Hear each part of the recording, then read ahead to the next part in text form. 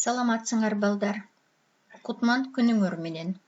Барыңарга чың ден соолук, жакшы маанай жана ийгиликтүү күн каалайм. Кыргыз адабияты боюнча гимназиялык компонент сабагы. Бүгүн аяк оона айынын 5-и күнгө ишемби. Сабактын темасы көркөм адабият. Художественная литература. Сабактын максаты. Цель урока. Биринчи, көркөм адабият жөнүндө маалымат алабыз. Получаем информацию о кыргызской художественной литературе. Экинчи, сөз байлыктарыбызды жана байланыштуу кептерибизди өстүрөбүз. Развить разговорную речь десек болот го. Үчүнчү, элди жерди сүйүүгө тарбияланабыз. Учимся любить родину. Эмесе жаңы теманы баштайбыз. Темабыз көркөм адабият, художественная литература. Балдар, тексти чогуу окуйбуз. Мени менен кошо чогуу окугула. Адабият бул көркөм сөз өнөрү, көркөм чыгарма. Адабият искусствонун бир бөлүгү. Искусствонун көп түрү бар. Мисалы, сүрөт, музыка, скульптура, архитектура, опера, балет жана башкалар.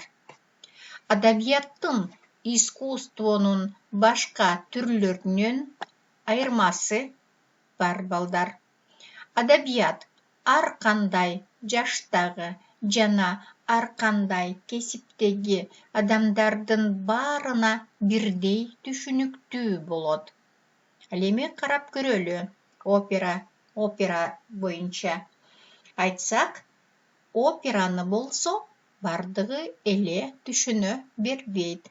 Ал эми көркөм чыгарма бардыгына бирдей түшүнүктүү. Көркөм адабият адамдардын жан дүйнөсүн тазартат, жамандыктан алыстатат, жакшылыкты даңазалайт, эл жерди коргоого чакырат.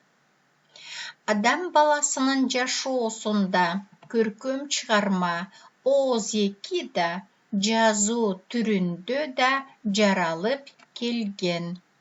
Оозеки айтылып же жазылып келген легенда, мифтер, окуялар, дастандар, макал-лакаптар, санат-насыят чыгармалар таланттуу чыгармачыл адамдар тарабынан образдуу көркөм сөздөр менен айтылып, атадан балага, муундан муунга өтүп, биздин күндөргө жеткен.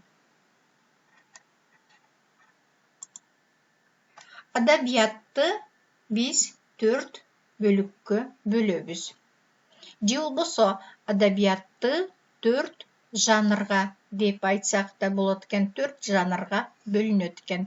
Биринчи адабият бул элдик чыгармалар. Народное творчество деп биз өткөн адабият сабагында кеп кылганбыз. Элдик чыгармалар булар фольклордук чыгармалар. Фольклордук чыгармалардын автору белгисиз чыгарма болуп эсептелет. Алар кайсылар? Дастан, эпос, уламыш, макал, лакап, табышмак, жаңылмачтар жана башкалар. Биз бул боюнча адабият сабагында кеп кылганбыз.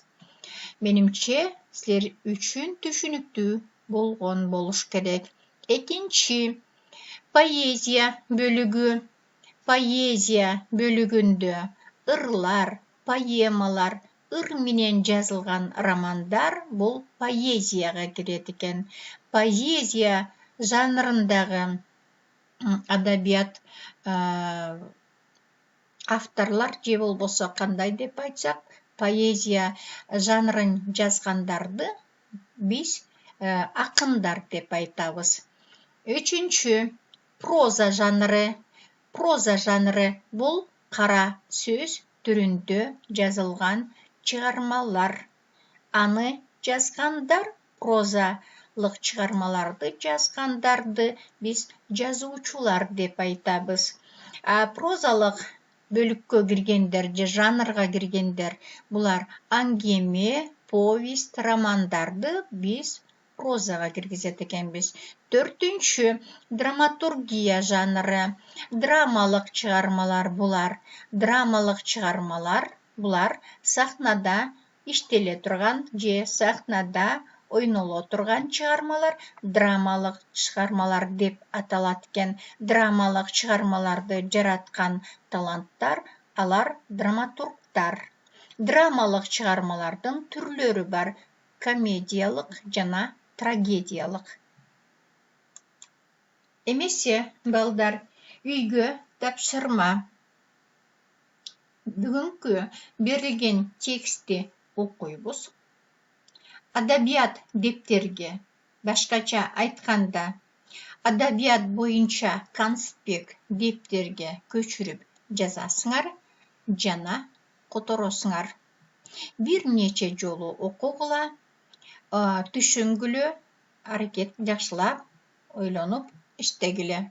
Мындан тышкары, балдар, тексттин ичинде силерге түшүнүксүз болгон сөздөрдү сөздүк дептерге жазгыла, котормосун кошо жазгыла. Эмесе, силерге ийгилик.